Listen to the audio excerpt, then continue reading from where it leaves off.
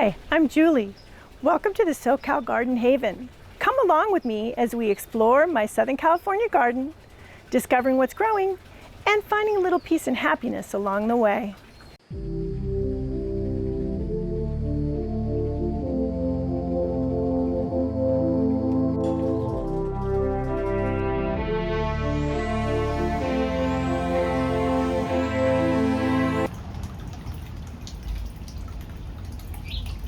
Just walking that way towards the fountain, and this little guy swooped over my head and then swooped back into the bushes and started complaining about me being near the fountain because he wanted to, or she wanted to have a little bath.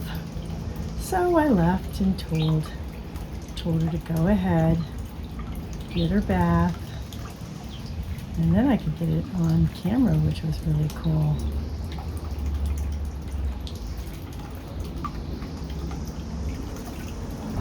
She's letting me get pretty close. A lot closer than I usually do. She's just doing some work out here, and there she was, deciding she needed her bath. I did just change the water a little while ago too, so I'm sure they know.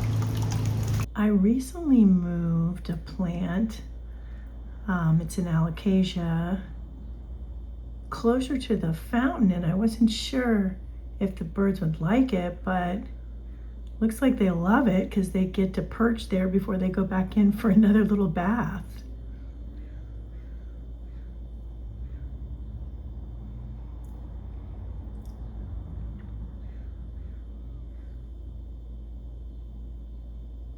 I'm filming from in the kitchen because every time I walk out there, they fly away. But I think you can get a pretty good view here of them in the bird bath. And boy, are they having a great time taking a bath. There's a succession of them that keep coming. Just so cute. So here's the fountain close up. I refer to it as my bird bath fountain because it is nice and shallow, because birds won't get into anything where they could drown. And as you can see, it gives them a lot of space for the bathing as well, and places to perch on the edges. Sometimes I'll see 2 or 3 birds with one waiting while the other one bathes, but a lot of the time it's more of a solitary activity, and the birds will actually wait in the other birds will wait in the bushes nearby until one finishes and flies off, and then they'll take over from there. You want to change the water as much as possible. The flowing water is really good for birds. They like some flowing water like this as well. And you would never want to put any sort of chemicals in it. Say you started to get algae or something, you don't want to put anything in there. I will, if I ever do get algae in this, I will pull it out, clean it up as much as possible, and then refill it with fresh water. And another thing to keep in mind is the more sun that the fountain gets, the more algae it'll get. And so this is in a fairly shaded area. Also, you want to have some open space around it so that they feel safe to then go, and that nothing's hiding, lurking in any bushes. Although you want some bushes nearby, but that nothing's, another predator could get to them. So it may take a little experimentation. But anyway, that is a little bit about that, and I just love to watch them bathe in this. It's so fun. There's a little birdie after a bath. So he's shaking off the water after bathing up in the ichroma that I have to the left of the bird bath fountain.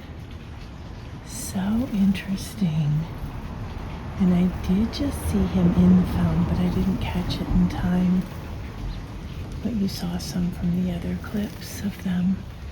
These are the little ones, the kind of neon green on their breasts. And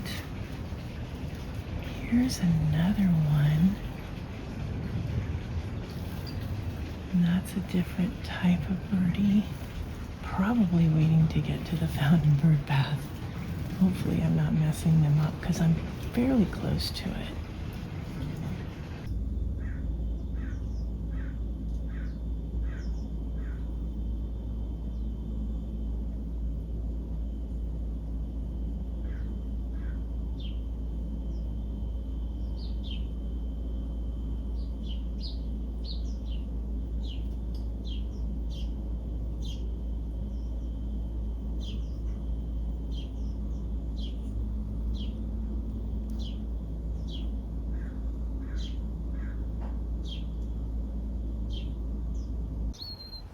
Thanks for spending some time today with me in the garden.